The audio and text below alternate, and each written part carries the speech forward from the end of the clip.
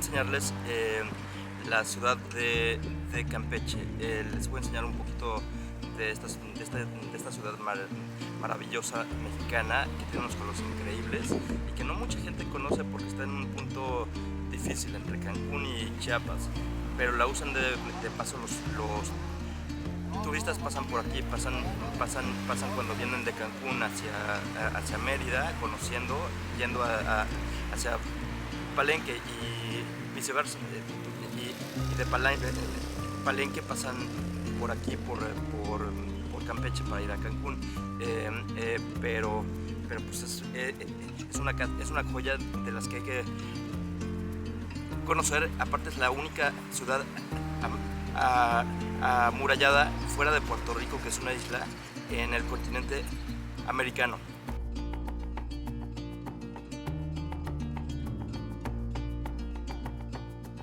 Está bien padre porque aquí en verano hace mucho calor.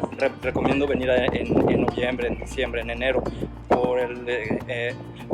Ahorita que estoy yo aquí está bastante fresco, no está haciendo el calor que yo conozco que hace aquí en esta ciudad, pero a la misma vez está haciendo viento rico. Estoy en la calle esta donde cerraron un centro para hacer restaurantitos. Aquí de frente mío tengo el ángel famoso de Campeche.